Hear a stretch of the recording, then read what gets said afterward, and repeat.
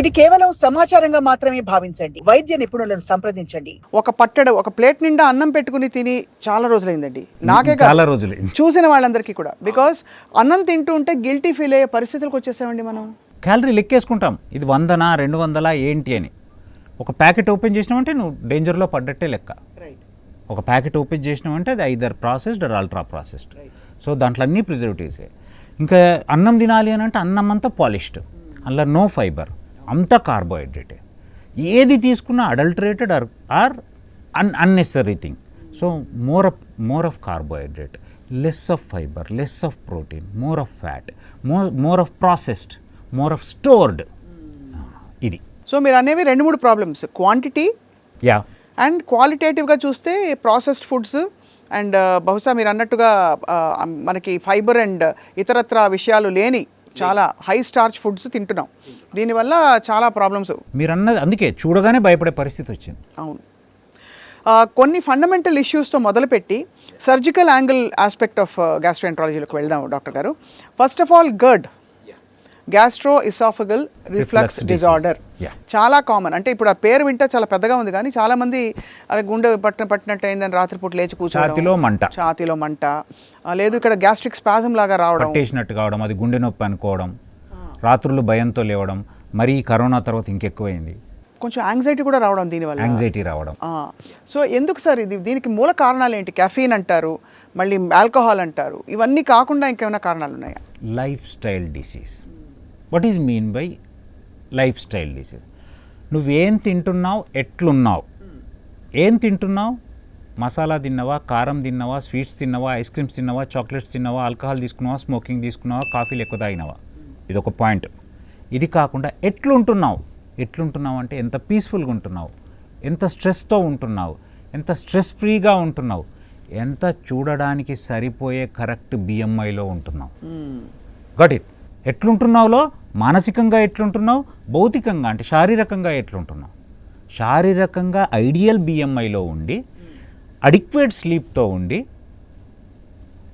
వీలైనంత ఎక్కువ మానసిక ప్రశాంతతతో ఉండి, చేస్తున్న పనిని ఎంజాయ్ చేస్తూ, మనం చెప్పిన వీటిని మోతాదులో తీసుకోవడం లేదా తగ్గించి తీసుకుంటే జీఈఆర్డీ రాదు. జీఈఆర్డీ అంటే ఏంటి? యాసిడ్ ఎక్కువ రావడం, ఆ యాసిడ్ కిందికి వెళ్ళిపోకుండా వెనక్కి తన్నడం, దీన్ని జీఈఆర్డీ. గ్యాస్ట్రో ఈసఫాజల్, ఇది అన్నవాహిక, ఇది జీర్ణాశయము, ఇది ఈసఫాగస్ అండ్ ఇది స్టమక్. స్టమక్లో యాసిడ్ ప్రొడ్యూస్ అవుతుంది. ఈ యాసిడ్ pH 2 to 4 మధ్యలో ఉంటుంది. అంటే నిజంగా మన ఇక్కడెక్కడ చర్మం మీద పడితే కాలిపోయేంత pHలో ఉంటుంది. ఓహో. అట్లాంటిది ఏదైతే ఉందో అది కిందికి వెళ్ళిపోయి అన్నంతో కలిసి కిందికి వెళ్ళిపోవాలి. అట్లాంటిది మనకు పైకి వస్తుంది. ఎందుకు వస్తుంది? ఈ ఒక కవాటం లాంటిది ఉంటుంది అన్నవాహికకు జీర్ణాశయంకు మధ్య, దాన్ని గ్యాస్ట్రో ఈసోఫాజియల్ జంక్షన్ అంటాం. ఆ ఫ్లాప్ మెకానిజం ఎప్పుడు పోతుంది, దాన్ని ఎప్పుడు ఎక్కువ రిలాక్స్ అవుతుంది అంటే నేను చెప్పిన ఆహార పదార్థాలన్నీ తీసుకున్నప్పుడు, అది కడుపు నిండా తిన్నప్పుడు. ఒక సింపుల్ థీసిస్ చెప్తా. మనం ఒక బెలూన్ ఉందండి, బెలూన్ ఇది ఇప్పుడు ఎట్లుంది, ఇది బెలూన్ నెక్, ఇది బెలూన్ అనుకోండి. బెలూన్ మీరు ఎక్కువ బ్లో చేస్తే ఏమవుతుంది, నెక్ లెంత్ తగ్గిపోతుంది. అంటే ఏమవుతుంది, ఇదంతా oesophagus is taken up by oesophageal mucosa is taken up by the stomach acid. Stomach పైకి వచ్చేస్తుంది. యా, స్టమక్ ఇట్ ఈస్ అంటే జీఈ జంక్షన్ లెంత్ తగ్గిపోతుంది. ఈ యాసిడ్ ఏదైతే ప్రొడ్యూస్ అయిందో ఆ ఈసోఫాజియల్ మ్యూకోజాకు పోయి తాకుతుంది, అప్పుడు కాలిపోతుంది. అది ఎందుకంటే బాడీ దేవుడు ఎట్లిచ్చాడంటే దేనికి అది సరిపోతుంది. గ్యాస్ట్రిక్ మ్యూకోజా ఆ యాసిడిటీని తట్టుకోగలుగుతుంది. అదే అన్నవాహికలో ఉండే, అదే ఈసోఫాగస్లో ఉండే మ్యూకోజా దాన్ని తట్టుకోలేదు. అట్లాంటిది నువ్వు వేరే దాని మీద తీసుకుపోయినప్పుడు అది మంటగా మొత్తం కాలిపోవడం జరుగుతుంది, మంట రావడం. దాన్నే గ్యాస్ట్రో ఈసోఫాజియల్ రిఫ్లక్స్ డిసీజ్. దీనికి ఏం జరుగుతుంది, మధ్యలో ఉన్న కవాటం లూజ్ అవుతుంది. ఎందుకు అవుతుంది, మనం అది స్పింక్టర్ కొన్ని కెమికల్స్ ఇస్తున్నప్పుడు, కొన్ని రకాల కెమికల్స్ తీసుకుంటున్నప్పుడు అది లూజ్ అవుతుంది. అంతేకాకుండా అది ఎట్లాంటి, ఇప్పుడు coffee, tea, sweets, ice cream, chocolate, alcohol, smoking trigger చేస్తాయి, రిఫ్లెక్స్ చేస్తాయి. ఇది లూజ్ చేయాలి, దట్టు ఎసిడిటీ ఎక్కువ కావాలి, అంటే యాసిడ్ కూడా ప్రొడక్షన్ ఎక్కువ కావాలి. యూజువల్గా అంతా 750 to 1 litre of gastric juice daily produce అవుతుంది. మ్యాక్సిమమ్ ఆఫ్ 1250 అనుకోండి. అదే 1500 వరకు వచ్చింది అనుకోండి, 2000 వరకు యాసిడ్ వచ్చింది అనుకోండి, నిండింది ఎక్కడ పోవాలి, కిందికి సరిపోయేంత పోదు. అండ్ దాంతోపాటు నువ్వు అంత నిండుతుంది అంటే అంత ఎక్కువ ప్రొడ్యూస్ అయ్యేది ఇస్తున్నావు. అవును, అట్లాంటివే సేమ్ దాన్నే రిలాక్స్ కూడా చేస్తుంది స్పింక్టర్ని. సో వెనక్కి దాంతో అండ్ ఇంకోటి ఒబెసిటీ ఉండడం వల్ల, ఒబెసిటీ ఉన్నప్పుడు ఏమవుతుంది నీకు ఆ రెండింటి మధ్య ఉన్న జంక్షన్ లూజ్ అయిపోతుంది. అండ్ దాంతోపాటు స్ట్రెస్ ఉంది, స్ట్రెస్ ఉన్నప్పుడు ఏమవుతుంది యాసిడ్ ప్రొడక్షన్ ఎక్కువ ఉంది, స్లీప్లెస్ నైట్స్ ఉన్నాయి, యాసిడ్ ప్రొడక్షన్ ఎక్కువ అవుతుంది.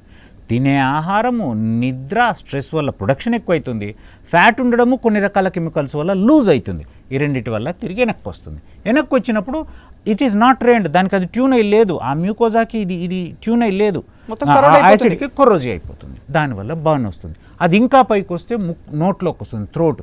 ఐ హెవ్ సీన్ రీసెంట్గా, I don't want to tell, one of my close friend is a great physician, ఎంతో మందికి సర్వీస్ చేసి ఎంత రిఫ్లక్స్ స్ట్రెస్ఫుల్ లైఫ్ వల్ల ఒక 10 ఏళ్ల పాటు యాంటాసిడ్స్ వాడడం జరిగి తట్టుకోలేక ఒక రోజు నా ఇంటికి వచ్చాడు డైరెక్ట్ వాళ్ళ వైఫ్ని తీసుకుని, అన్న ఐఎమ్ అనేబుల్ టు స్పీక్. అంటే ఏంటి, ఎసిడిటీ వచ్చి ఓకల్ కార్డ్స్ని కూడా మార్చేసింది, అంటే వెనక్కి పోయి రిఫ్లక్స్ లంగ్లోకి కూడా పోతుంది. అంటే కొంతమంది presents with lung infection also, కొంతమంది ఒటైటిస్ మీడియా, వీటిని ఏమంటారంటే ఎక్స్ట్రా ఈసోఫేజల్ ఎఫెక్ట్స్ అంటారు.